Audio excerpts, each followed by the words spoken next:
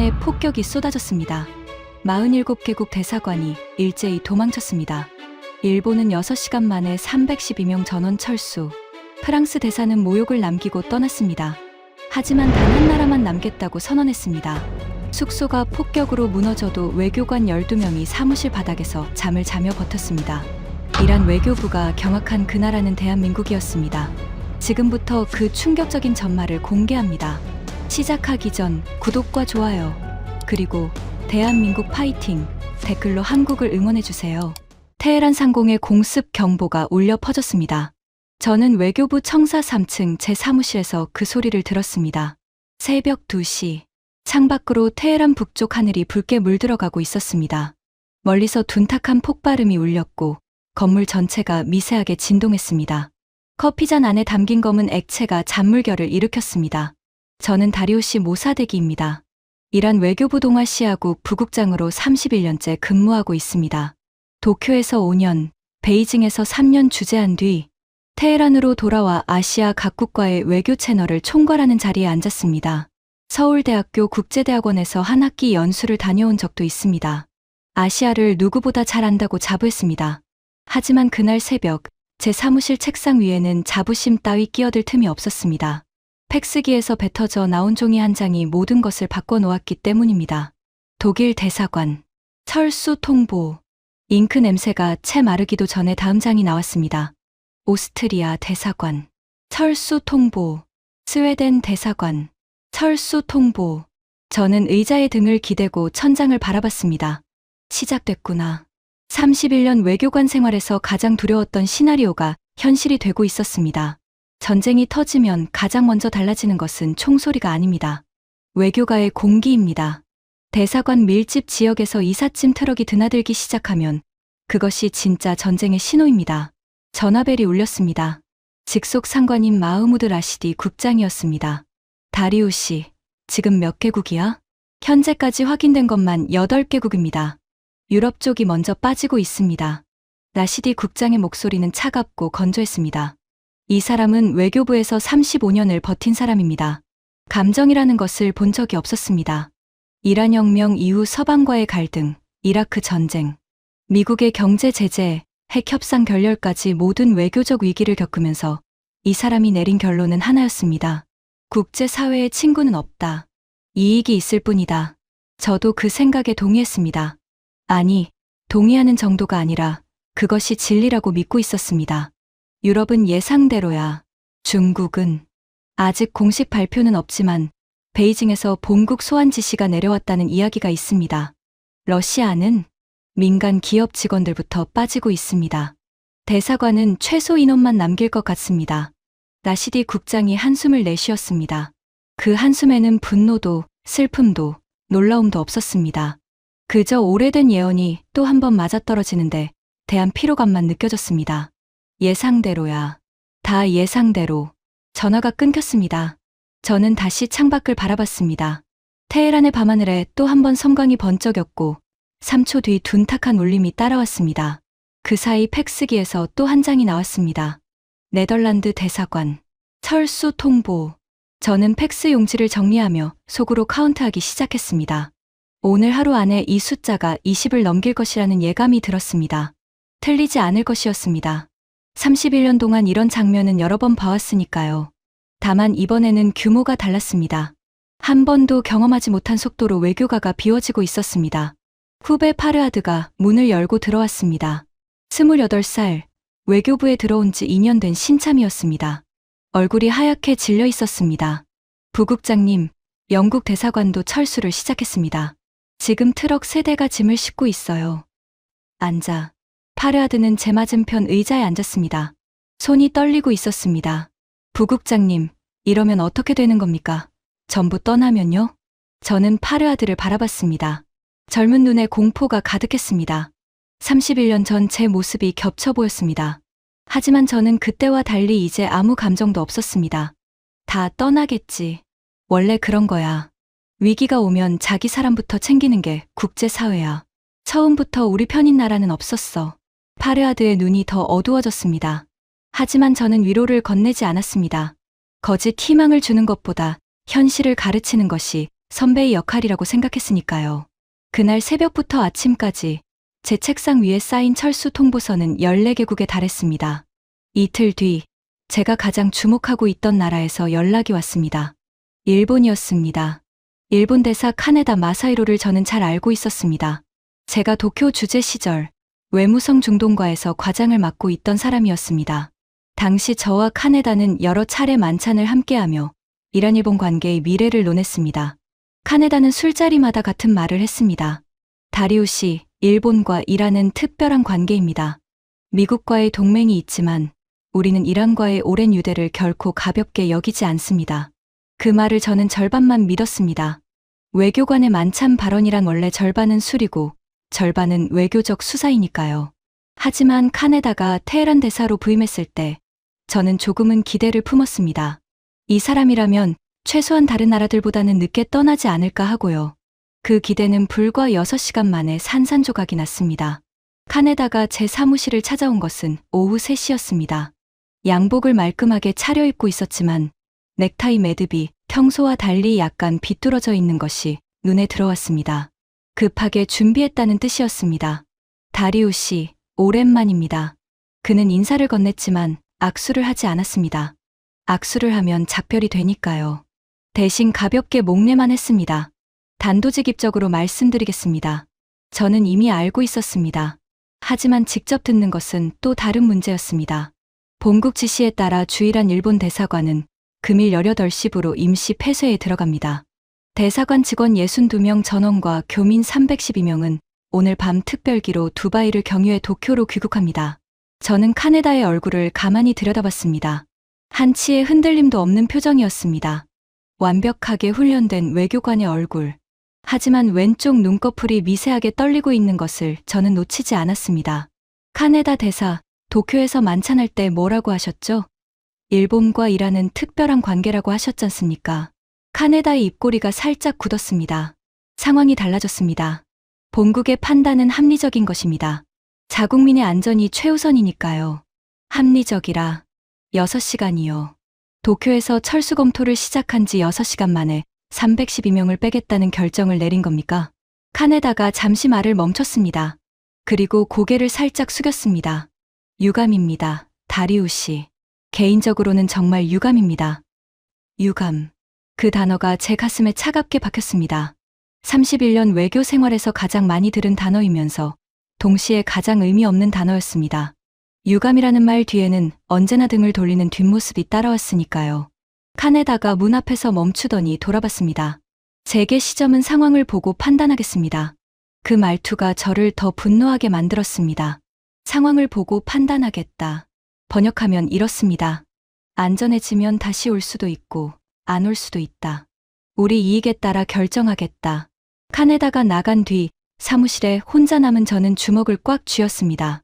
손톱이 손바닥에 파고드는 것이 느껴졌습니다.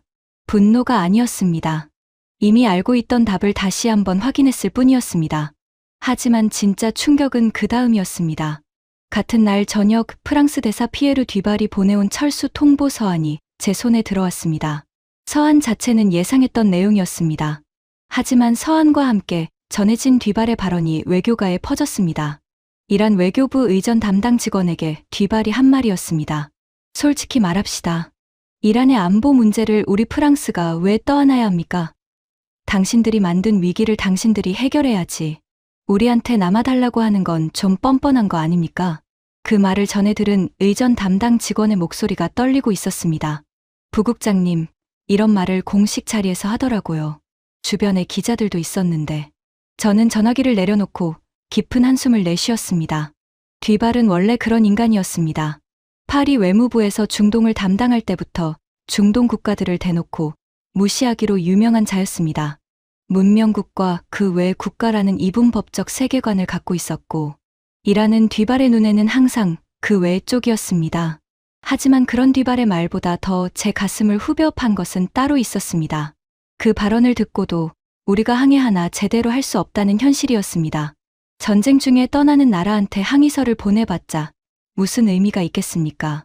그날 밤까지 철수 통보는 27개국으로 늘었습니다. 유럽 전역, 동남아 일부, 남미 일부. 지구 반대편 나라들까지 서둘러 짐을 쌌습니다. 중국은 대사관 문은 형식적으로 열어뒀지만 실질적으로 핵심 인력을 전부 빼돌렸습니다. 러시아도 마찬가지였습니다. 사흘 만에 테헤란 외교관은 유령 도시가 됐습니다. 며칠 전까지 각국 국기가 펄럭이던 거리에 이제는 자물쇠가 채워진 철문들만 줄지어 서 있었습니다. 바람에 찢어진 현수막 조각이 도로 위를 구르고 있었고 대사관 담벼락에 붙어있던 문화행사 포스터들이 빗물에 번져 알아볼 수 없게 됐습니다. 저는 그 거리를 차를 타고 지나가며 창밖을 바라봤습니다. 조수석에 앉은 파르하드가 조용히 물었습니다. 부국장님, 아직 남아있는 대사관이 있긴 한 겁니까? 몇 군데 있겠지. 하지만 의미 있는 수준은 아니야. 파르하드가 고개를 떨궜습니다. 그의 옆모습에 지쳐있는 절망이 비쳤습니다. 저는 그 모습을 보면서도 아무런 위로를 건네지 않았습니다. 위로할 말이 없었으니까요. 다음 날 아침, 외교부 전체 긴급 회의가 열렸습니다. 회의실에는 각 지역 국장들과 부국장들이 모여 있었습니다. 라시디 국장이 벽면에 걸린 대형 스크린을 가리켰습니다. 화면에는 테헤란 주재 각국 대사관 현황이 표시되어 있었습니다. 빨간색이 철수 완료, 주황색이 철수 진행 중, 초록색이 잔류. 화면의 대부분이 빨간색이었습니다. 주황색이 서너 개, 초록색은 손가락으로 꼽을 수 있을 정도였습니다. 라시디 국장이 건조한 목소리로 말했습니다. 현재까지 공식 철수 통보를 보내온 나라가 32개국이다. 철수 준비 중인 나라까지 합치면 사실상 47개국이 테헤란을 떠났거나 떠나는 중이야. 회의실 안에 침묵이 깔렸습니다. 47개국. 그 숫자가 가슴에 무겁게 내려앉았습니다. 각 지역 담당은 잔류국 현황을 보고해라. 유럽 담당이 먼저 입을 열었습니다. 유럽은 전멸입니다. 마지막으로 남아있던 스위스도 어제 축소 운영에 들어갔습니다. 중동 담당이 뒤를 이었습니다. 오만과 카타르가 형식적으로 남아있지만 실질 업무는 중단 상태입니다. 아프리카 담당, 남미 담당도 비슷한 보고를 했습니다. 사실상 의미 있는 잔류국은 없다는 결론이었습니다. 마지막으로 제 차례가 왔습니다. 동아시아 담당. 일본은 이틀 전 62명 전원 철수했습니다. 교민 312명도 전원 귀국 완료.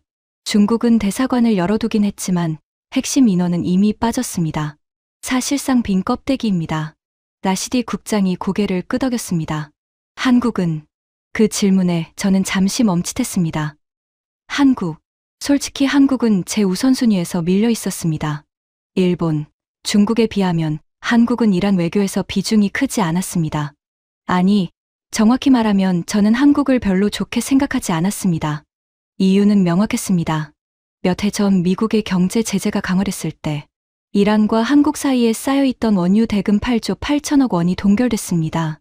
한국은행에 묶여있는 이란의 돈, 그것을 풀어달라고 수차례 요구했지만 한국은 미국 제재 때문에 어쩔 수 없다는 답변만 반복했습니다. 저는 그때 한국이라는 나라에 대한 판단을 내렸습니다.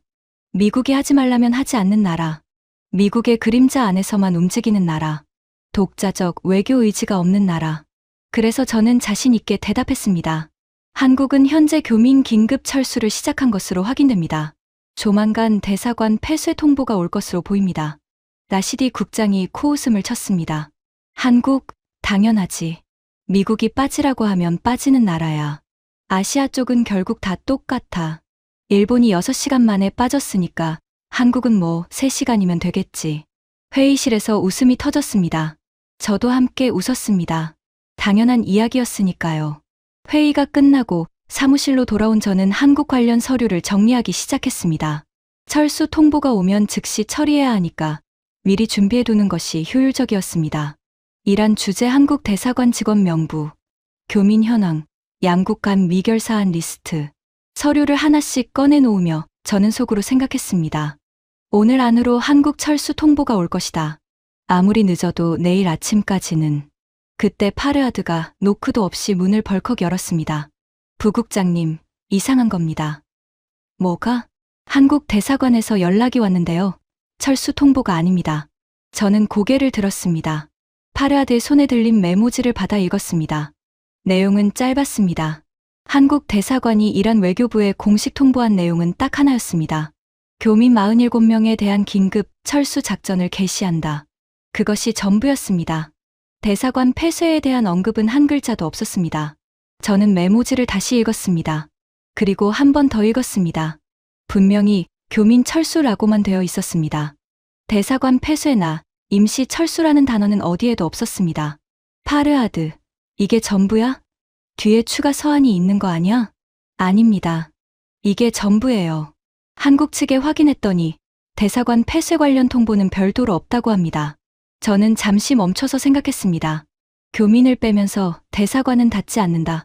보통 교민 철수는 대사관 폐쇄의 전 단계입니다. 교민을 먼저 빼고 이어서 대사관 직원들이 빠지는 것이 순서입니다. 모든 나라가 그렇게 했습니다. 일본도, 독일도, 프랑스도. 그런데 한국은 교민 철수만 통보하고 대사관 폐쇄는 언급하지 않았습니다. 저는 그것을 단순한 행정 지연이라고 판단했습니다. 아마 내부 절차가 좀 더 걸리는 것이겠지. 서울에서 최종 결재가 나오면 곧 폐쇄 통보가 올 것이다. 파르하드가 조심스럽게 말했습니다. 부국장님, 혹시 한국은 대사관을 닫지 않으려는 건 아닐까요? 저는 파르하드를 바라보며 웃었습니다. 진심으로 웃은 것이 아니라 후배의 순진한 생각에 대한 실소였습니다. 파르하드, 말이 되는 소리를 해. 숙소 건물이 폭격으로 날아간 나라야. 교민을 빼고 있는 나라야. 미국 동맹국이야. 남을 이유가 단 하나라도 있어? 파르하드가 입을 다물었습니다. 하지만 그의 눈빛에는 무언가 납득하지 못한 것이 남아 있었습니다. 저는 그 눈빛을 무시하고 서류를 다시 정리했습니다. 한국 대사관 철수 예상 일시. 저는 빈칸에 연필로 적었습니다. 48시간 이내. 하지만 48시간이 지났습니다. 한국 대사관 폐쇄 통보는 오지 않았습니다. 72시간이 지났습니다. 여전히 오지 않았습니다. 96시간이 지났습니다. 아무런 연락도 없었습니다. 저는 한국 대사관 담당 직원에게 직접 연락해 상황을 확인했습니다. 돌아온 답변은 단순했습니다. 대사관 폐쇄 계획은 없습니다. 교민 47명은 전원 안전하게 국경을 넘었고 현재 대사관 직원 12명이 정상 업무를 수행 중입니다. 저는 수화기를 내려놓고 한동안 멍하니 앉아 있었습니다. 12명. 숙소가 파괴된 상태에서, 폭격이 이어지는 도시에서, 47개국이 떠난 테헤란에서 12명이 남아있다고 처음으로 뭔가 이상하다는 느낌이 들었습니다. 하지만 저는 그 느낌을 빠르게 덮어버렸습니다. 곧 떠날 것이다. 며칠만 더 지나면 현실을 깨닫고 짐을 쌀 것이다. 어차피 한국도 다를 게 없다. 그렇게 믿었습니다. 아니, 그렇게 믿고 싶었는지도 모릅니다. 라시디 국장에게 보고하자 국장은 비웃듯 말했습니다. 쇼를 하는 거야. 며칠 버티는 척하다가 슬금슬금 빠질 거다. 한국이 뭔데 여기 남아? 미국이 빠지자 하면 꼬리 내리는 나라가. 두고 봐, 일주일도 못 버텨. 저는 고개를 끄덕였습니다. 하지만 그날 밤, 집으로 돌아가는 차 안에서 저는 자꾸만 한 가지 생각이 머릿속을 맴도는 것을 느꼈습니다. 교민 47명을 먼저 빼고 12명은 남았다.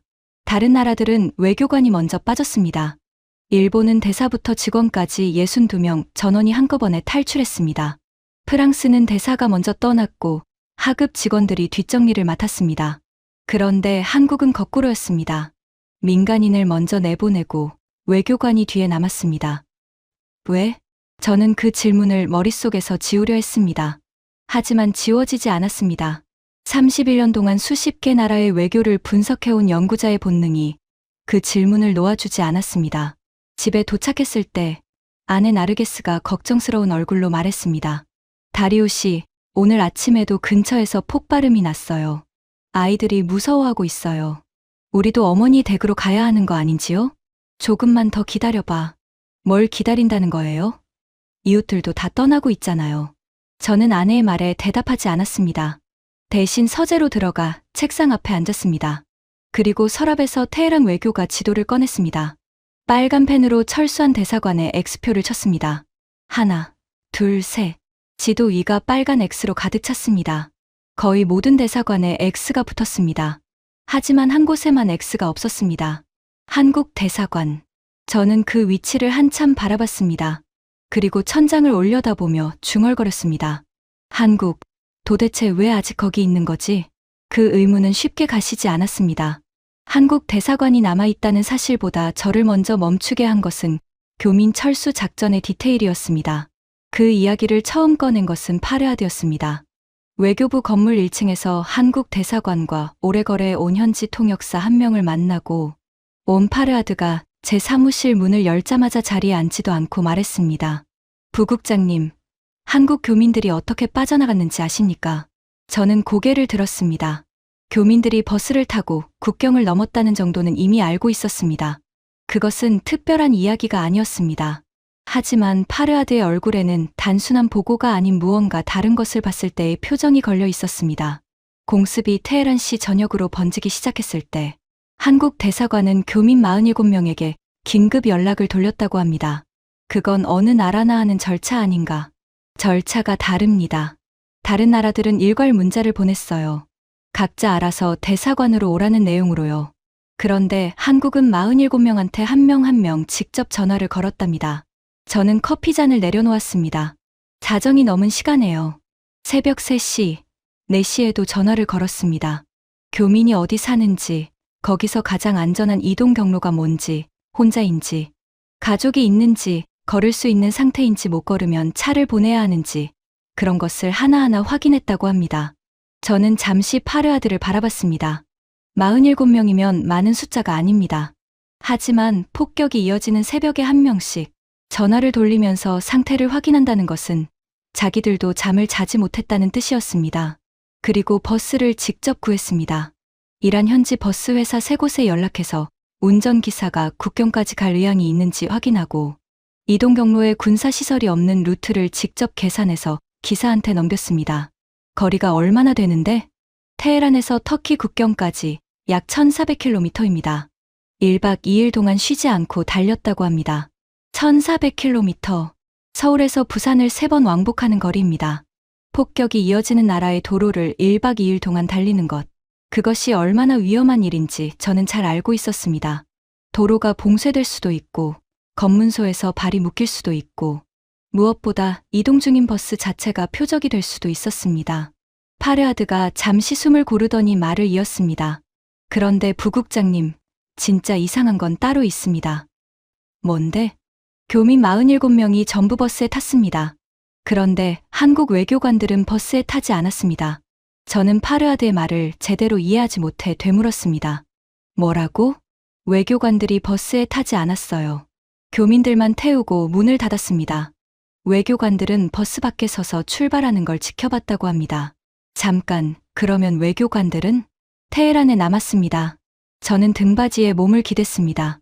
뒷목에 차가운 기운이 스치는 것이 느껴졌습니다. 다른 나라들이 어떻게 했는지 비교해 보겠습니다.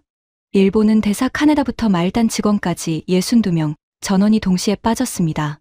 프랑스는 대사 뒤발이 먼저 특별기로 파리행 비행기에 올랐고 하급 직원들이 뒷정리를 했습니다. 독일은 대사가 영사와 함께 가장 먼저 국경을 넘었습니다. 모든 나라에서 외교관이 먼저 빠지거나 최소한 동시에 빠졌습니다. 그런데 한국은 완전히 반대였습니다. 민간인을 먼저 보내고 외교관이 뒤에 남았습니다. 파르하드가 말을 이었습니다. 통역사가 그 장면을 직접 봤다고 합니다. 버스가 출발하기 직전에 한 명이 안 왔어요. 연락이 안 됐던 교민 한 명이 집결 장소에 나타나지 않은 겁니다.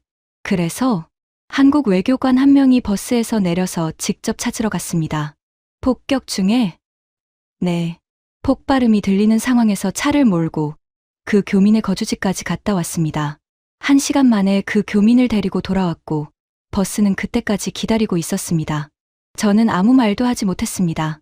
파르하드가 마지막으로 덧붙였습니다. 통역사가 그러더군요. 47명이 전부 타고 버스 문이 닫힌 뒤에도 외교관들은 버스가 시야에서 완전히 사라질 때까지 그 자리에 서 있었다고요. 마지막까지 인원수를 세고 빠진 사람이 없는지 확인하면서요. 왜 그래야 하는 거지? 이미 전원 탑승을 확인했으면 돌아가도 되는 거잖아. 파르하드가 잠시 생각하다가 말했습니다. 통역사한테 물어봤더니 이렇게 대답하더라고요. 그 사람들은 버스가 안전하게 출발하는 걸 눈으로 보고 싶었던 것 같다고요. 자기들 손으로 끝까지 확인하고 싶었던 거라고요. 저는 창밖을 바라봤습니다. 테헤란의 하늘은 여전히 흐릿했고 저 멀리서 연기가 피어오르고 있었습니다. 31년 외교 경력에서 저는 수많은 교민 철수 작전을 분석해왔습니다. 위기 때 각국이 어떻게 자국민을 보호하는지는 그 나라의 외교 역량을 보여주는 가장 직접적인 지표입니다. 하지만 외교관이 교민보다 뒤에 남는 경우는 거의 본 적이 없었습니다. 그것은 관례에 어긋나는 일이었습니다. 아니, 관례가 아니라 상식에 어긋나는 일이었습니다. 위험한 곳에서는 가장 중요한 사람부터 빼는 것이 원칙입니다. 대사관 직원은 국가 기밀을 알고 있고 외교적 면책 특권이 있으며 무엇보다 대체 불가능한 전문 인력입니다. 그런 사람들을 위험 지역에 남겨두고 민간인을 먼저 빼는 것은 냉정하게 말해서 합리적인 판단이 아닙니다. 하지만 한국은 그것을 했습니다. 저는 그 사실을 어떻게 해석해야 할지 몰랐습니다. 아직은 한 가지 가능성을 부정하지 못하고 있었습니다. 이것이 그냥 서툰 판단이거나 본국의 지시가 늦어진 결과일 수도 있다는 가능성. 하지만 그 가능성이 점점 약해지고 있다는 것을 느끼고 있었습니다. 며칠이 더 지났습니다. 테헤란의 폭격은 간헐적으로 계속됐고 도시는 점점 더 어두워지고 있었습니다. 전력 공급이 불안정해지면서 밤마다 정전이 일어났고 거리의 가로등은 절반 이상 꺼져 있었습니다. 사람들의 얼굴에서 공포는 사라졌지만 그 자리에 무거운 피로가 채워졌습니다. 저는 한 가지를 직접 확인하고 싶었습니다. 한국 대사관이 정말로 아직 운영되고 있는지. 외교부 공용 차량을 타고 대사관 밀집 지역으로 향했습니다. 파르하드가 조수석에 앉아 있었습니다. 차가 외교가로 접어들자 풍경이 달라졌습니다. 며칠 전까지 각국 국기가 펄럭이던 거리가 이제는 텅 비어 있었습니다. 철문에 자물쇠가 채워진 대사관들이 줄지어 있었고 주차장에는 차 한 대 없었습니다. 도로 위에 깨진 유리 파편이 흩어져 있었고 폭격의 충격파로 일부 건물의 창문이 깨져 나가 있었습니다. 일본 대사관 앞을 지나갔습니다. 철문이 굳게 잠겨 있었습니다. 현관 위에 걸려있던 일장기는 내려진 상태였고 대신 임시 폐쇄, 안내문이 붙어 있었습니다. 저는 카네다의 얼굴이 떠올랐습니다. 유감입니다. 그 한마디를 남기고 떠난 사람. 프랑스 대사관은 더 처참했습니다. 건물 외벽에 폭격 파편이 박혀 있었고 정원의 나무 한 그루가 부러져 울타리 위에 걸려 있었습니다. 뒷발은 이 건물이 이렇게 되기 전에 이미 파리에 도착했겠지요. 당신들 나라 문제를 우리가 왜 감수합니까? 그 말을 하고 떠난 인간의 대사관이 폭격을 맞은 것이 묘한 아이러니로 느껴졌습니다. 독일 대사관, 영국 대사관, 이탈리아 대사관. 모두 같은 모습이었습니다. 자물쇠, 안내문, 텅 빈 주차장. 그리고 한국 대사관 앞에 도착했습니다. 저는 차에서 내리지 않고 창문 너머로 바라봤습니다. 한국 대사관 건물에 불이 켜져 있었습니다. 1층과 2층 창문에서 빛이 새어나오고 있었습니다. 주차장에 차 2대가 세워져 있었습니다. 건물 앞 계양대에는 태극기가 걸려 있었습니다. 바람에 펄럭이고 있었습니다. 주변의 모든 대사관이 죽은 듯 어두운 가운데 한국 대사관만 불을 밝히고 있었습니다. 파르하드가 작게 말했습니다. 진짜 있네요. 저는 대답하지 않았습니다. 하지만 가슴 어딘가에서 뭔가 묵직한 것이 올라오는 것을 느꼈습니다. 그때 옆 건물에서 한국 대사관 숙소였던 곳이 눈에 들어왔습니다. 건물 위층이 무너져 내려 있었습니다. 벽면에 검은 그을음이 뒤덮여 있었고 창문은 전부 날아간 상태였습니다. 폭격에 직접적인 피해를 입은 것이 분명했습니다. 저기가 한국 외교관들이 살던 숙소 건물 아닙니까? 파르하드가 고개를 끄덕였습니다. 숙소가 저 상태인데 지금 저 사람들은 어디서 자는 겁니까? 대사관 사무실에서 자는 것 같습니다. 통역사 말로는 회의실 바닥에 매트를 깔고 교대로 잔다고 합니다. 회의실 바닥. 12명의 외교관이 사무실 바닥에 매트를 깔고 잠을 자면서 대사관 업무를 계속하고 있다. 저는 차 안에서 한참을 움직이지 않았습니다. 31년 동안 외교관이란 무엇인지 지켜봐 왔습니다. 외교관은 공무원입니다. 국가의 지시에 따라 움직이는 사람들입니다. 위험해지면 본국이 철수 명령을 내리고 외교관은 그 명령을 따릅니다.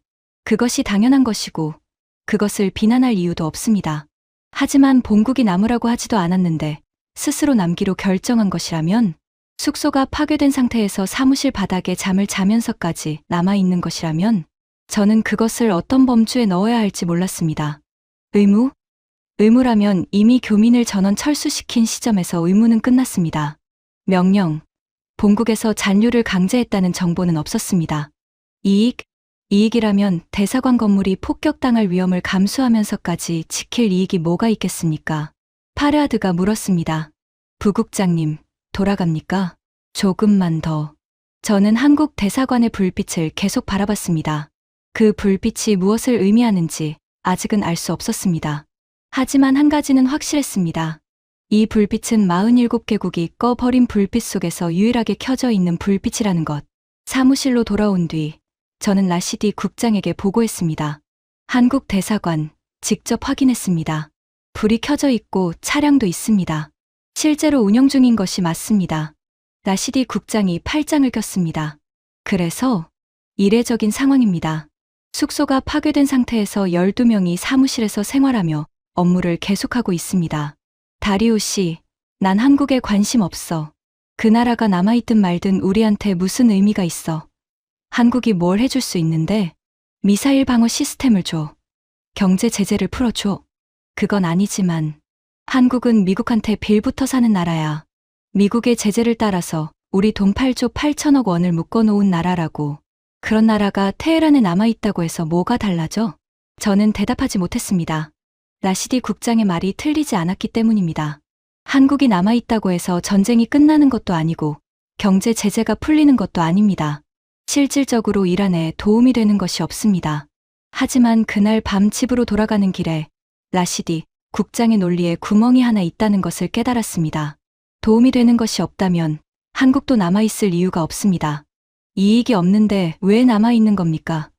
그것이 설명이 되지 않았습니다. 카네다는 이익이 없으니까 떠났습니다. 뒤발도 이익이 없으니까 떠났습니다. 모든 나라가 이익이 없으니까 떠났습니다. 논리적으로 당연한 행동이었습니다. 그런데 한국은 이익이 없는데도 남아있습니다. 그것이 비논리적인 행동인 겁니까? 아니면 제가 보지 못하는 이익이 있는 겁니까? 다음 날 아침 파르하드가 파일 하나를 들고 왔습니다. 부국장님, 이거 한번 보시겠습니까? 제가 한국의 중동 관련 활동 기록을 정리해봤습니다. 내가 시킨 적 없는데? 파르하드가 머쓱하게 웃었습니다. 궁금해서요. 부국장님도 궁금하시잖아요. 저는 파일을 받아들었습니다. 상당히 두꺼웠습니다. 파르하드가 밤새 작업한 것이 분명했습니다. 첫 페이지를 넘기자 중동 건설 시대의 기록이 나왔습니다. 한국 건설사들이 중동에 처음 진출한 것은 수십 년 전이었습니다. 당시 한국은 세계에서 가장 가난한 나라 중 하나였습니다. 1인당 국민소득이 몇백 달러에 불과했던 나라가 사우디아라비아의 사막 한가운데서 도로를 깔고 항만을 세우고 건물을 올렸습니다. 기록에 따르면 당시 사우디 현장의 기온은 한낮에 52도까지 올라갔습니다. 서방 기업 직원들은 에어컨이 나오는 컨테이너 안에서 설계를 하고 현지 노동자들에게 시공을 맡겼습니다. 하지만 한국 기술자들은 직접 현장에 나가서 쇄골조를 용접하고 콘크리트를 부었습니다. 손에 물집이 잡혀도 열사병으로 쓰러져도 약속한 공기를 지키기 위해 자리를 지켰습니다. 저는 그 기록을 읽으면서 처음에는 냉소적으로 반응했습니다. 돈 때문이겠지. 가난한 나라가 외화를 벌기 위해 악착같이 매달린 거야. 하지만 파르하드의 자료에는 그 뒤에 이야기가 있었습니다.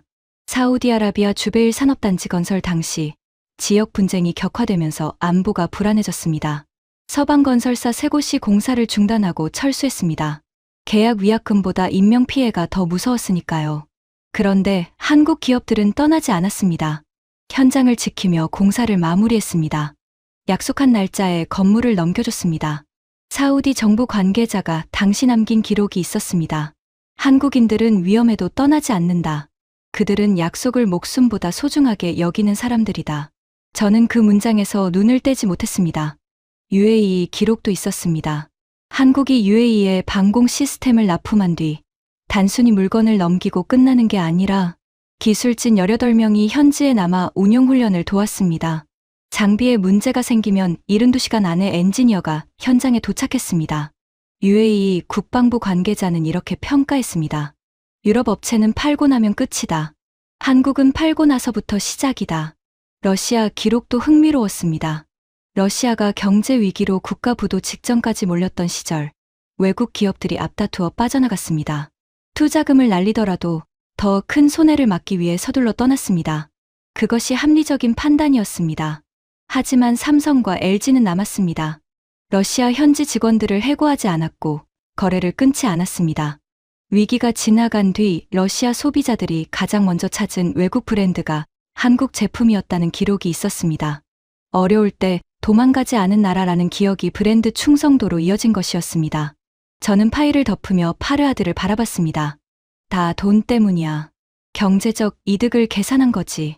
파르하드가 나지막하게 반박했습니다. 부국장님, 경제적 이득이라면 오히려 빠지는 게 맞지 않습니까? 불안정한 지역에 자산을 묶어두는 것보다 손절하고 빠지는 게 자본의 원리 아닙니까? 서방 기업들이 다 그렇게 했잖아요. 저는 입을 열었다가 다물었습니다. 파르하드의 말이 틀리지 않았습니다. 그리고 부국장님, 한 가지 더 있습니다. 파르하드가 파일의 마지막 페이지를 폈습니다. 거기에는 한국의 중동건설 수주 실적이 정리되어 있었습니다. 한국 기업들의 중동 누적 수주액이 5,200억 달러를 넘습니다. 사우디, UAE, 쿠웨이트, 카타르, 이라크, 중동 전역에 한국이 지은 건물과 도로와 항만이 있습니다. 그리고 이 관계가 수십 년 동안 유지될 수 있었던 이유가 뭔지 아십니까? 뭔데? 위기 때 떠나지 않았기 때문입니다. 중동 사람들이 한국을 신뢰하는 가장 큰 이유가 바로 그겁니다. 어려울 때 곁에 남아 있었다는 기억. 그 기억이 수십 년 동안 계약으로 이어져 온 겁니다. 저는 의자에 등을 기대고 천장을 바라봤습니다. 파르하드의 말이 가슴 어딘가에 걸리는 것이 느껴졌습니다. 중동에서는 어려울 때 곁에 남아준 사람을 절대 잊지 않습니다. 그것은 저도 잘 아는 사실이었습니다. 이란 문화뿐 아니라 중동 전체의 문화입니다. 위기 때 함께한 사람은 평생 기억하고 배신한 사람도 평생 기억합니다. 그 기억은 몇 달이 아니라 세대를 넘어 이어집니다. 한국이 그 원리를 알고 있는 것일까? 아니면 모르면서 본능적으로 그렇게 행동하는 것일까? 어느 쪽이든 결과는 같았습니다. 한국은 중동에서 떠나지 않는 나라라는 이름을 얻었고 그 이름이 수십 년간의 경제적 관계로 연결되어 왔습니다. 나시디 국장에게 이 이야기를 했더니 국장은 한마디로 잘랐습니다. 다 좋은 이야기야. 하지만 과거가 현재를 보장하지 않아.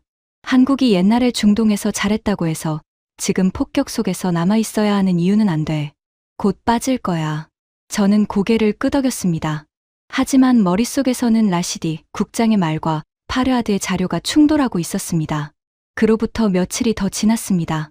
한국 대사관은 여전히 테헤란에 있었습니다. 저는 현지 인맥을 최대한 동원해 한국 대사관 참사관과 직접 통화할 수 있는 경로를 만들었습니다. 세 번째 시도 끝에 전화가 연결됐습니다. 수화기를 잡은 손에 땀이 나는 것이 느껴졌습니다. 왜 긴장하고 있는지 스스로도 이해하기 어려웠습니다. 저는 31년 경력의 외교관입니다. 각국 대사들과 수백 번 통화했습니다. 그런데 한국 참사관과의 통화에 왜 이렇게 긴장하는 겁니까? 아마 답을 듣는 것이 두려웠는지도 모릅니다. 곧 철수합니다라는 말을 들을까봐. 전화가 연결됐습니다. 상대방의 목소리는 차분했습니다.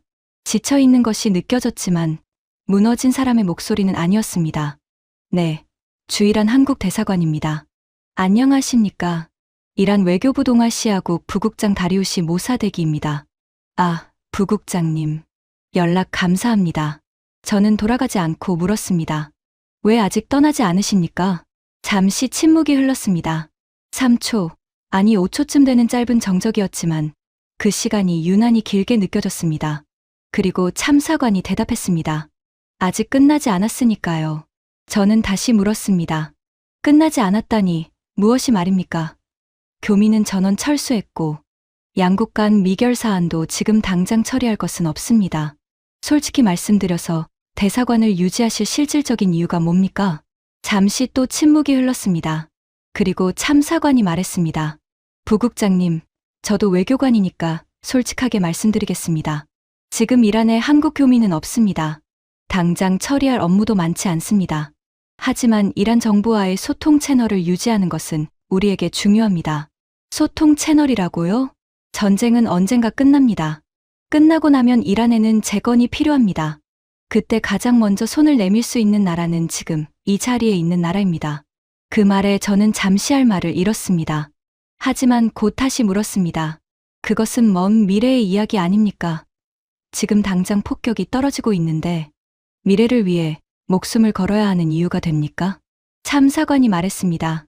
부국장님께 한 가지만 여쭤봐도 될까요? 네. 일본 대사관이 떠날 때 기분이 어떠셨습니까? 저는 그 질문에 불쑥 감정이 올라오는 것을 느꼈습니다. 하지만 외교관답게 감정을 눌렀습니다. 유감이었습니다. 프랑스 대사가 그런 말을 하고 떠났다는 건 알고 있습니다. 당신들 나라 문제를 우리가 왜 감수하느냐고 했다면서요. 그것도 알고 계십니까? 외교가의 소문이 빠르죠.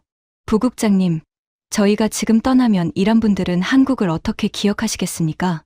일본처럼 기억하시겠습니까? 프랑스처럼 기억하시겠습니까? 저는 대답하지 못했습니다. 참사관이 조용히 말했습니다. 저희는 그렇게 기억되고 싶지 않습니다. 그 순간 전화기 너머로 무언가 들렸습니다. 멀지 않은 곳에서 둔탁한 폭발음이었습니다. 저는 숨을 멈췄습니다. 괜찮으십니까? 네, 괜찮습니다. 좀 떨어진 곳입니다. 참사관의 목소리는 흔들리지 않았습니다. 폭발음이 들리는 곳에서 전화를 받으면서도 목소리가 흔들리지 않았습니다. 그 담담함이 오히려 저를 더 크게 흔들었습니다. 전화를 끊은 뒤 저는 수화기를 내려놓고 한참을 앉아 있었습니다. 저희는 그렇게 기억되고 싶지 않습니다. 그 말이 머릿속에서 떠나지 않았습니다. 카네다는 유감이라고 했습니다. 뒷발은 당신들 나라 문제라고 했습니다. 그리고 한국 참사관은 그렇게 기억되고 싶지 않다고 했습니다. 같은 상황에서 세 나라가 완전히 다른 말을 한 것입니다. 저는 서재에서 테헤란 지도를 펼쳤습니다. 그리고 벽에 걸린 중동 원유 수송로 지도를 함께 봤습니다. 페르시아만에서 시작되는 선들이 호르무즈 해협을 지나 인도양으로 뻗어나갔습니다. 그 선의 끝에 한국이 있었습니다. 한국이 수입하는 원유의 72%가 중동에서 옵니다. 그 원유가 반드시 통과해야 하는 곳이 호르무즈 해협입니다. 이 해협은 가장 좁은 곳이 불과 34km에 불과합니다. 하루에도 수십 척의 유조선과 LNG, 운반선이 이 좁은 길목을 통과합니다. 그 선박들 가운데 한국으로 향하는 배가 하루 평균 8척입니다. 이 해협이 막히는 순간 한국의 정유소가 멈춥니다. 발전소가 멈춥니다. 제철소가 멈춥니다. 삼성의 반도체 공장도, 현대의 자동차 조립 라인도, 한국 조선소의 용접 로봇도 전부 멈춥니다. 한국 경제의 숨통이 이 해협에 달려 있었습니다. 저는 그 사실을 이미 알고 있었습니다. 하지만 그 순간 처음으로 다른 각도에서 그것을 바라보게 됐습니다. 한국이 이란에 남아있는 것이 단순한 체면이나 의리의 문제가 아니라 훨씬 더 먼 미래를 내다보는 전략이라면 어떨까? 호르무즈 해협을 안전하게 통과하려면 이 지역 나라들과의 신뢰가 필요합니다. 그 신뢰는 무기를 팔아서 쌓이는 게 아닙니다. 원유를 사서 쌓이는 것도 아닙니다. 위기 때 어떻게 행동하느냐로 쌓입니다. 한국은 지금 그 신뢰를 쌓고 있었습니다. 저는 지도 위에 빨간 선을 따라 손가락을 움직이다가 멈췄습니다.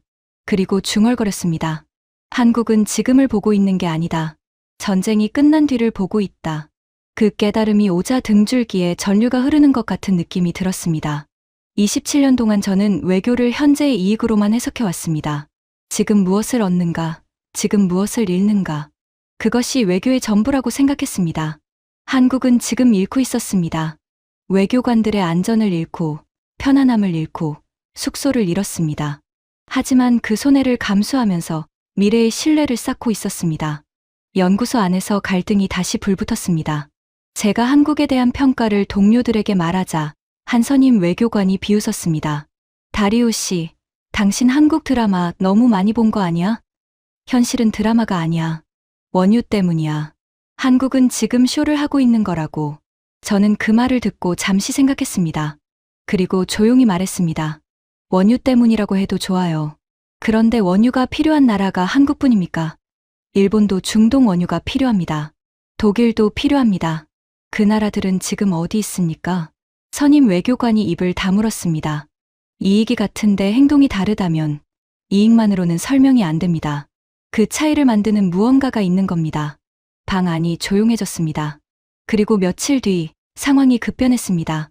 한국 대사관 철수설이 외교가에 돌기 시작했습니다. 이번에는 출처가 꽤 구체적이었습니다. 한국 본국에서 안보 상황 재평가가 진행 중이며 잔류 인원의 추가 철수를 검토하고 있다는 이야기였습니다. 전면 철수를 준비하고 있다는 소문도 있었습니다. 라시디 국장이 제 사무실 문을 직접 열고 들어왔습니다. 이 사람이 제 사무실을 직접 찾아오는 것은 극히 드문 일이었습니다. 들었지? 한국 철수설 말입니까? 라시디 국장의 입꼬리가 올라갔습니다. 승리를 확신하는 표정이었습니다. 내가 뭘 했어? 쇼라고 했잖아. 며칠 버티는 척하다가 결국 빠지는 거야. 한국이 뭔데 여기 남아? 미국이 손짓하면 꼬리 내리는 나라가. 저는 아무 말도 하지 않았습니다. 하지만 가슴 안쪽에서 이상한 무너짐이 느껴지는 것을 숨길 수 없었습니다. 라시디 국장이 덧붙였습니다. 그리고 다리우시, 앞으로 한국권에 시간 쏟지 마. 그 나라는 우리 외교 우선순위에서 한참 밀려있는 나라야. 당신이 에너지 쏟을 때가 아니야. 국장이 나간 뒤 저는 한참을 의자에 앉아 있었습니다. 왜 이렇게 흔들리는 건지 스스로도 이해하기 어려웠습니다. 저는 한국의 팬이 아닙니다. 이란의 국익을 최우선으로 생각하는 외교관입니다. 한국이 떠나든 말든 저한테 개인적으로 달라질 것은 없습니다. 그런데 한국이 떠날 수도 있다는 말이 왜 이렇게 마음을 무겁게 하는 것인지 파르하드가 커피를 가져다 주며 물었습니다. 부국장님, 괜찮으세요? 괜찮아. 한국이 정말 떠날까요? 모르겠어. 파르하드가 잠시 망설이다가 말했습니다. 저는 한국이 안 떠날 거라고 생각합니다. 근거가 뭔데? 지금까지 보여준 것이 있잖아요. 교민을 먼저 보내고 자기들은 남았잖아요. 숙소가 무너져도 사무실에서 잤잖아요. 그런 사람들이 갑자기 짐 싸서 도망가겠습니까? 파르하드, 국제 외교는 감정으로 움직이지 않아. 본국에서 명령이 내려오면 아무리 결의가 있어도 따라야 해. 그렇다면 부국장님은 왜 그렇게 걱정하십니까? 그 질문이 날카롭게 파고들었습니다. 저는 대답하지 않았습니다. 그날 저녁 집으로 돌아오자 아내 나르게스가 기다리고 있었습니다. 다리우시, 이제 정말 결정해야 해요. 앞집도 떠났어요. 뒷집도 떠났어요. 아이들이 밤마다 무서워하고 있어요. 이사프 안에 있는 언니네로 가야 하는 거 아닌지요? 조금만 더. 뭘 조금만 더 기다려요? 당신은 맨날 조금만 더라고만 하잖아요. 한국 대사관 걱정할 시간에 당신 가족 걱정 좀 해줘요. 아내의 목소리에 분노보다 두려움이 더 많이 섞여 있었습니다. 저는 그것을 느끼면서도 돌아앉아 답을 하지 못했습니다. 딸 사라가 방에서 나와 조용히 말했습니다. 아빠, 한국 외교관들은 아빠를 몰라요. 아빠가 왜 그 사람들 때문에 이렇게 속 태워요? 저는 딸의 얼굴을 바라봤습니다. 16살 아이의 눈에 걱정이 가득했습니다. 아빠가 억지로 믿고 싶은 것 같아요. 실망할까봐 확인하기가 무서운 거 아니에요? 그 말에 참고 있던 감정이 터졌습니다. 나는 한국을 믿고 싶은 게 아니야. 목소리가 떨렸습니다. 모두가 자기 살 길만 찾아서 떠나는 세상에서 그래도 누군가는 끝까지 남아줄 수 있다는 가능성을 확인하고 싶은 거야. 47개국이 떠났어. 47개국이야. 그 가운데 단 한 나라라도 남아있다면 그것은 이 세상이 완전히 썩지는 않았다는 증거 아니겠어? 방 안이 조용해졌습니다. 아내도 딸도 아무 말도 하지 않았습니다. 저 스스로도 그 말이 이렇게 진심에서 나올 줄 몰랐습니다. 31년 동안 냉소를 갑옷처럼 두르고 살아온 사람이 누군가가 남아주기를 바라고 있었다는 것을. 그날 밤, 저는 잠을 이루지 못하고 서재 창문 앞에 섰습니다. 테헤란 밤하늘은 어두웠고 저 멀리서 간헐적으로 섬광이 번쩍였습니다. 한국 대사관이 있는 방향을 바라봤습니다. 불빛이 보였습니다. 아직 꺼지지 않은 불빛. 저는 그 불빛을 한참 바라봤습니다. 저 불빛이 내일도 켜져 있을까? 아니면 오늘 밤이 마지막일까? 그리고 며칠이 지났습니다. 철수설은 결국 사실이 아닌 것으로 밝혀졌습니다. 소문은 소문으로 끝났습니다. 외교가에서 흘러나오던 이야기들, 전면 철수를 준비 중이라는 말들, 더 이상 버티기 어렵다는 이야기들. 그 모든 것이 확인되지 않은 추측이었습니다. 한국 대사관은 여전히 테헤란에 있었습니다. 12명. 숙소도 없이 사무실 바닥에서 교대로 자면서 폭격이 이어지는 도시 한복판에서 문을 닫지 않고 있었습니다. 그 사실이 확인되는 순간 저는 책상 앞에 앉아 한동안 아무것도 하지 못했습니다. 안도감이었습니다. 그런데 그것이 안도감이라는 것을 인정하는 순간 저는 스스로가 조금 낯설었습니다. 31년 동안 어떤 나라의 행동에도 이런 감정을 느껴본 적이 없었으니까요. 저는 다시 한국 참사관에게 연락했습니다. 이번에는 조금 더 길게 이야기를 나눌 수 있었습니다. 철수 소문이 돌았을 때 실제로 검토하신 겁니까? 여러 가능성을 검토하는 것은 당연한 일입니다. 하지만 결론은 항상 같았습니다. 어떤 결론이었습니까? 참사관이 잠시 말을 고르더니 대답했습니다. 저희가 지금 떠나면 전쟁이 끝난 뒤 이라는 한국을 어떻게 기억하겠습니까? 저는 수화기를 든 채 한동안 입을 열지 못했습니다. 전쟁이 끝난 뒤 이라는 한국을 어떻게 기억하겠습니까? 그 말은 단순한 외교적 수사가 아니었습니다. 한국이 지금 이 순간이 아니라 전쟁이 끝나고 난 뒤를 보고 있다는 뜻이었습니다. 눈앞의 위험보다 훨씬 먼 미래를 계산하고 있다는 뜻이었습니다. 그리고 동시에 그것은 이란 사람들에 대한 깊은 이해이기도 했습니다. 중동 사람들이 어려울 때의 기억을 얼마나 오래 간직하는지, 그 기억이 얼마나 강한 신뢰로 이어지는지를 한국은 알고 있었습니다. 저희는 그렇게 기억되고 싶지 않습니다. 앞서 통화에서 참사관이 했던 말이 다시 떠올랐습니다. 일본처럼 기억되고 싶지 않다. 프랑스처럼 기억되고 싶지 않다. 유감이라는 한마디를 남기고 떠난 나라로, 당신들 문제라며 등을 돌린 나라로 기억되고 싶지 않다. 저는 그날 밤 서재에 앉아 지도를 펼쳤습니다. 테헤란 외교가 지도 위에 빨간 X표가 잔뜩 쳐져 있었습니다. 47개국의 부재를 나타내는 표시들. 그 한가운데 X가 없는 곳이 하나 있었습니다. 한국 대사관. 저는 그 지점에 파란 동그라미를 그렸습니다. 그리고 그 옆에 연필로 작게 적었습니다. 아직 여기 있다. 창밖에서 또 한 번 폭발음이 들렸습니다. 하지만 저는 그 소리보다 지도 위의 파란 동그라미에 더 집중하고 있었습니다. 그리고 조용히 중얼거렸습니다. 한국, 당신들은 내가 생각했던 것과 전혀 다른 나라인 것 같다. 27년 동안 단단하게 굳어있던 편견에 균열이 생기기 시작했습니다. 아니, 균열이 아니었습니다. 이미 무너지기 시작하고 있었습니다. 저는 결심했습니다. 한국 대사관의 잔류가 이란에 어떤 의미를 갖는지 라시디 국장 앞에서 공식적으로 보고하기로 했습니다. 이것은 한국을 편들자는 이야기가 아니었습니다. 이란의 국익을 위해 한국이라는 카드를 제대로 활용해야 한다는 이야기였습니다. 보고 자리는 외교부 3층 국장 집무실이었습니다. 라시디 국장이 책상 뒤에 앉아 있었고 저는 맞은편에 서류 파일을 들고 섰습니다. 파르하드가 옆에서 노트북을 들고 있었습니다. 국장님, 한국 대사관 잔류건에 대해 보고드리겠습니다. 라시디 국장이 팔짱을 끼며 말했습니다. 다리우시, 그 이야기는 그만하라고 했잖아. 한국이 아직 남아있다는 거 알아. 그래서 뭐, 전략적으로 의미가 있습니다. 뭔 전략? 저는 첫 번째 자료를 펼쳤습니다. 현재 테헤란에 실질적으로 운영 중인 외국 대사관은 한국이 사실상 유일합니다. 오만과 카타르는 형식적 잔류이고 실무 기능은 중단 상태입니다.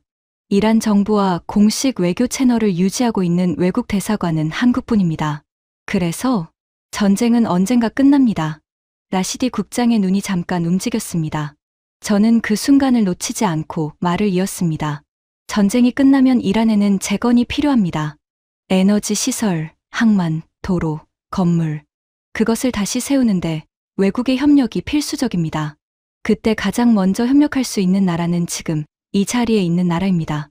라시디 국장이 코웃음을 쳤습니다. 한국이 우리 재건을 도와줄 만큼 큰 나라야? GDP가 얼마인데? 한국은 세계 13위 경제 대국입니다. 그리고 중동 건설 시장에서 수십 년간 누적 5,200억 달러 이상의 수주 실적을 보유하고 있습니다. 사우디, UAE, 쿠웨이트, 카타르 어디를 가도 한국이 지은 건물과 도로가 있습니다. 이란 재건에 필요한 기술력과 실행력을 갖춘 나라입니다. 라시디 국장의 표정이 약간 달라졌습니다. 하지만 여전히 회의적이었습니다. 좋아. 기술력이 있다 치자. 하지만 미국 제재 때문에 한국이 이란과 큰 거래를 할 수 있겠어. 미국이 막으면 꼬리 내리는 나라잖아. 그 부분이 핵심입니다. 국장님. 저는 두 번째 자료를 펼쳤습니다. 한국은 미국의 동맹국입니다. 이것은 사실입니다. 하지만 한국이 지금 보여주고 있는 행동은 단순한 동맹국의 행동이 아닙니다. 미국조차 이란에서 사실상 손을 뗀 상황에서 한국은 독자적으로 남아 있습니다. 이것은 한국이 미국의 그림자 안에서만 움직이는 나라가 아니라는 증거입니다. 라시디 국장의 눈빛이 변했습니다. 관심이 아니었습니다. 경계였습니다. 뭘 말하려는 거야? 이란 정부 내부에서 한국에 대한 재평가가 이미 시작되고 있습니다. 한국은 미국 편이지만 우리 적은 아니다라는 평가가 나오고 있습니다. 이것은 한국이 지금 이 선택으로 만들어낸 결과입니다. 라시디 국장이 자리에서 일어나 창가로 걸어갔습니다. 잠시 바깥을 내다보더니 돌아봤습니다. 다리우 씨, 솔직히 물어볼게. 당신은 한국이 순수한 의리로 남아있다고 생각해? 아니면 계산이 있다고 생각해? 저는 잠시 생각했습니다. 그리고 솔직하게 대답했습니다. 계산이 있다고 생각합니다. 라시디 국장이 고개를 끄덕였습니다. 역시.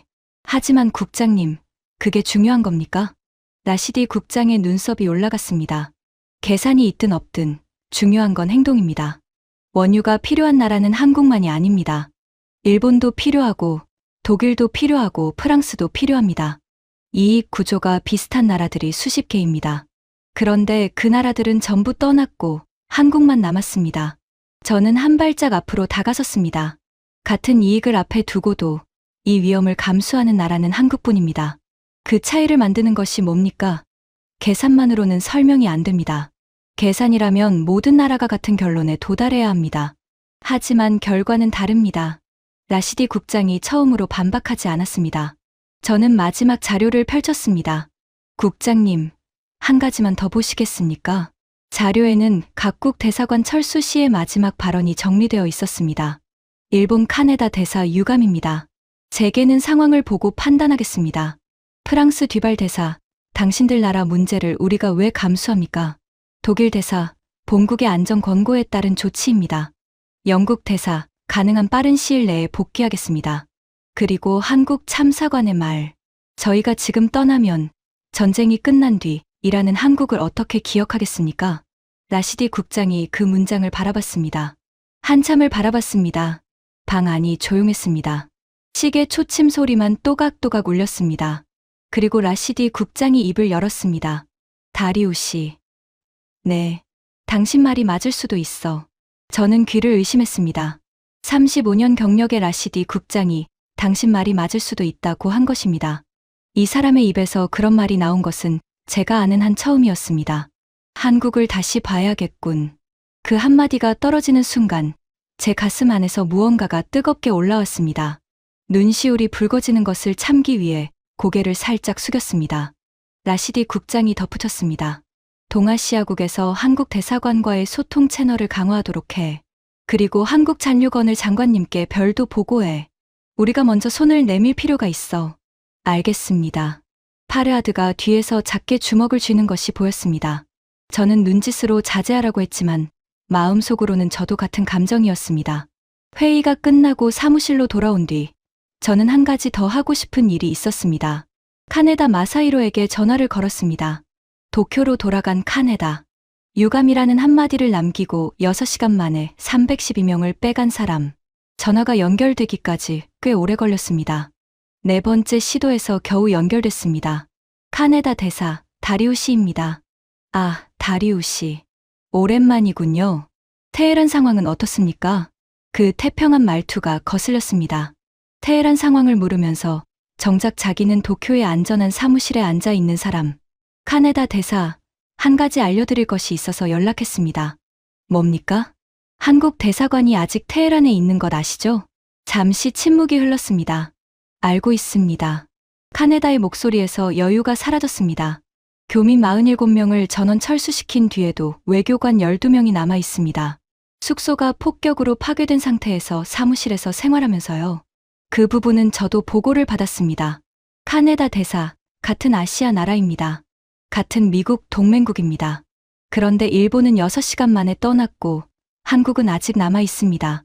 이 차이를 어떻게 설명하시겠습니까? 카네다가 말을 잇지 못했습니다. 수화기 너머로 가벼운 숨소리만 들렸습니다. 일본은 합리적 판단을 한 것입니다. 카네다가 겨우 입을 열었습니다. 하지만 목소리에 확신이 없었습니다. 합리적 판단이라고 하셨죠. 그렇다면 한국은 비합리적 판단을 한 겁니까? 침묵. 카네다 대사, 전쟁이 끝나면 이란은 재건이 필요합니다. 그때 일한 사람들은 두 가지를 기억할 겁니다. 위기 때 떠난 나라와 남은 나라. 일본은 어느 쪽에 기억될 것 같습니까? 카네다가 한동안 말이 없었습니다. 다리우 씨, 그것은 공정한 비교가 아닙니다. 각국의 사정이 다릅니다. 사정이 다르다고요? 원유가 필요한 건 일본도 마찬가지입니다. 중동과의 관계가 중요한 것도 일본도 마찬가지입니다. 사정이 같은데 행동이 다른 겁니다. 카네다가 침묵했습니다. 길고 무거운 침묵이었습니다. 저는 마지막으로 말했습니다. 카네다 대사, 도쿄에서 만찬할 때 하신 말 기억하십니까? 일본과 이란은 특별한 관계라고 하셨죠. 그런데 위기가 왔을 때 일본이 보여준 것은 6시간짜리 철수와 유감이라는 단어 하나였습니다. 한국은 아무 말도 하지 않았습니다. 대신 남았습니다. 어느 쪽이 진짜 관계를 중요하게 여기는 건지 저도 이제야 알겠더군요. 카네다가 겨우 한마디를 했습니다. 다리우시, 그 말은 너무 가혹합니다. 가혹한 건 폭격 속에서 사무실 바닥에 잠을 자면서 남아있는 한국 외교관들의 현실입니다. 저는 사실을 말하고 있을 뿐입니다. 전화를 끊었습니다. 수화기를 내려놓는 순간 손이 떨리고 있었습니다. 분노 때문이 아니었습니다. 31년 동안 외교관으로서 유지해 온 중립성과 냉정함을 깨뜨린 것에 대한 떨림이었습니다. 하지만 후회는 없었습니다. 그날 저녁, 저는 서재에서 오래된 상자를 꺼냈습니다. 안에는 젊은 시절의 일기장이 들어 있었습니다. 서울대학교 연수 시절에 적어둔 것이었습니다. 한국에서 한 학기를 보내면서 적은 글들이 빼곡히 채워져 있었습니다. 광화문 거리를 걸으며 느낀 것들, 한국 학생들과 나눈 대화들, 한국 전쟁의 폐허에서 일어선 나라의 역사를 공부하며 적은 감상들, 마지막 페이지에 적어둔 글이 눈에 들어왔습니다. 강대국들의 외교를 공부할수록 한 가지 확신이 생긴다. 진짜 신뢰를 쌓는 나라가 결국 이긴다. 하지만 그런 나라는 아마 없을 것이다. 모든 나라는 결국 자기 이익만 따른다. 저는 그 문장을 오래 바라봤습니다. 27살의 저. 한국에서 한 학기를 보내고도 결국 냉소적인 결론에 도달했던 젊은 외교관. 서랍에서 펜을 꺼냈습니다. 그리고 그 문장 아래에 천천히 적었습니다. 틀렸다. 31년이 지나서야 알았다. 그런 나라가 있었다. 펜을 내려놓는 순간 눈물이 한 방울 떨어져 종이 위에 번졌습니다. 저는 그것을 닦지 않았습니다. 아내 나르게스가 차를 가져다 주며 조용히 옆에 앉았습니다. 제 얼굴을 보더니 아무 말도 하지 않았습니다. 대신 제 손을 잡았습니다. 다리우 씨, 당신이 한국을 이렇게까지 생각하게 될 줄은 몰랐어요. 나도 몰랐어. 한국 외교관들한테 고마운 마음이 든다면 그게 나쁜 건 아니에요. 저는 아내의 손을 꽉 잡았습니다. 딸 사라가 방에서 나와 물었습니다. 아빠, 한국 대사관이 아직 안 떠났어요? 응, 안 떠났어. 왜 그렇게까지 하는 거예요, 그 사람들이? 저는 딸을 바라보며 천천히 대답했습니다. 사라, 강한 나라가 뭔지 알아?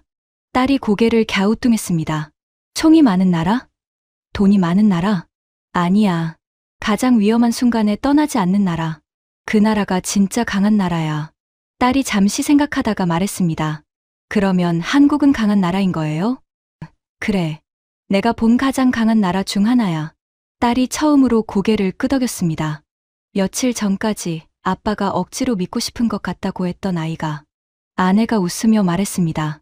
언젠가 전쟁이 끝나면 한국 외교관들한테 저녁 한 끼 대접하고 싶네요. 제가 개임의 바대잔을 만들어 줄게요. 저는 웃었습니다.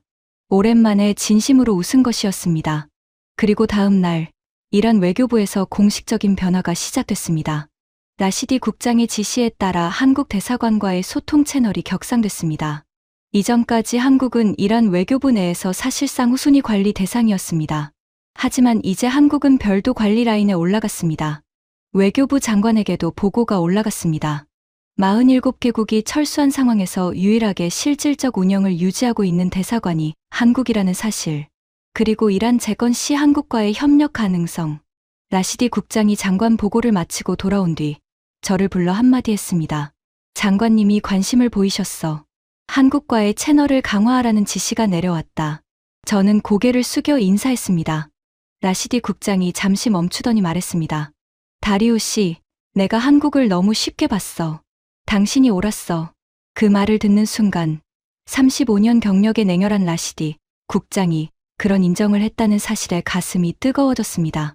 하지만 저는 담담하게 대답했습니다. 저도 처음에는 똑같이 생각했었습니다. 한국이 가르쳐 준 겁니다. 며칠 후 외교가에서 흥미로운 소식이 돌았습니다. 일본 외무성에서 테헤란 대사관 재개 문제를 내부적으로 검토하기 시작했다는 것이었습니다.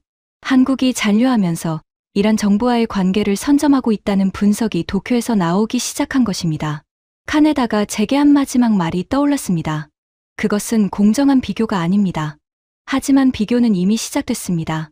한국이 남아있음으로써 떠난 나라들의 부재가 더 선명하게 드러났습니다. 프랑스에서도 비슷한 움직임이 있었습니다. 뒤발 후임으로 새 대사가 임명되면서 테헤란 복귀 시점을 타진하기 시작했다는 이야기가 들렸습니다. 하지만 그들이 돌아오더라도 이란 사람들의 기억은 바뀌지 않을 것입니다. 위기 때 떠난 나라와 남은 나라, 그 기억은 몇 년이 아니라 세대를 넘어 이어질 것입니다. 한국은 이미 자리를 잡았습니다. 저는 어느 날 저녁, 퇴근길에 다시 한국 대사관 앞을 지나갔습니다. 이번에는 차에서 내렸습니다. 대사관 건물 앞에 서서 위를 올려다봤습니다. 태극기가 펄럭이고 있었습니다. 주변의 모든 대사관은 국기를 내리고 문을 닫았지만 한국의 태극기만 바람에 나부끼고 있었습니다. 흰색과 빨간색, 파란색이 석양빛에 물들어 있었습니다. 건물 안에서 누군가가 창문 너머로 저를 바라보는 것이 보였습니다. 한국 외교관이었습니다. 서로 눈이 마주쳤습니다. 저는 가볍게 고개를 숙였습니다. 그 외교관도 고개를 숙여 인사를 보냈습니다. 아무 말도 필요 없었습니다. 그 인사 하나로 충분했습니다. 차에 타고 돌아오는 길에 라디오에서 뉴스가 흘러나왔습니다. 전쟁 상황에 대한 보도였습니다. 저는 라디오를 끄고 창밖을 바라봤습니다. 테헤란의 거리는 지쳐 있었지만 완전히 죽지는 않았습니다. 가게를 연 상인이 있었고 학교에 가는 아이가 있었고 빵을 굽는 냄새가 골목에서 흘러나왔습니다. 사람들은 버티고 있었습니다. 그리고 그 사람들 사이에서 한국이라는 이름이 조용히 퍼지고 있었습니다. 시장 상인들 사이에서, 택시 기사들 사이에서, 이웃 주민들 사이에서 끝까지 남은 나라, 떠나지 않은 나라, 그 이야기가 입에서 입으로 전해지고 있었습니다. 중동에서 그런 이름을 얻는다는 것이 무엇을 의미하는지 저는 31년 외교관 생활을 통해 너무나 잘 알고 있었습니다. 그 이름은 어떤 계약서보다 강하고 어떤 무기보다 오래갑니다. 세대를 넘어 기억되고 그 기억이 신뢰가 되고 그 신뢰가 관계가 됩니다. 한국은 지금 그 이름을 얻고 있었습니다. 폭격 속에서 숙소 없이 12명으로 사무실 바닥에서 잠을 자면서 집에 도착한 뒤 저는 서재 창문 앞에 섰습니다. 테헤란의 밤하늘은 여전히 어두웠습니다. 저 멀리서 간헐적으로 섬광이 번쩍였습니다. 하지만 한국 대사관이 있는 방향에는 불빛이 켜져 있었습니다. 오늘도, 내일도 그 불빛은 꺼지지 않을 것이었습니다.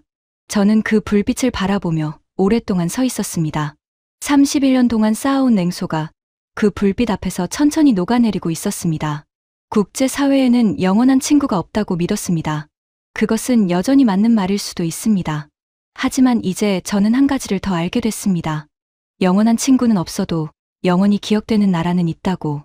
그리고 그 기억을 만드는 방법은 위기 때 어떻게 행동하느냐에 달려 있다고. 저는 조용히 중얼거렸습니다. 결국 강한 나라는 가장 많은 폭탄을 떨어뜨리는 나라가 아니었다. 가장 위험한 순간에도 떠나지 않는 나라. 그 나라가 진짜 강한 나라였다. 창밖의 불빛이 살짝 흔들렸습니다. 바람이 부는 것이겠지요. 하지만 꺼지지 않았습니다. 한국의 불빛은 꺼지지 않았습니다. 여러분은 이 이야기를 들으시면서 어떤 감정이 드셨나요? 위기의 순간 47개국이 등을 돌릴 때 홀로 남아 끝까지 자리를 지킨 대한민국의 외교관들. 그들의 선택은 단순한 임무가 아니라 대한민국이라는 나라가 세계 속에서 어떤 나라인지를 온몸으로 보여준 증거였습니다. 폭격 속에서 교민을 먼저 내보내고 자신들은 남은 사람들.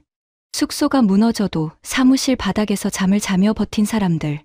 저희는 그렇게 기억되고 싶지 않습니다 라고 말한 사람들. 대한민국은 강한 나라입니다. 총이 많아서가 아니라 위기 때 남아줄 줄 아는 나라이기 때문입니다. 여러분은 이 이야기를 들으시면서 어떤 감정이 드셨나요? 47개국이 등을 돌린 그 순간에도 끝까지 자리를 지킨 대한민국 외교관들.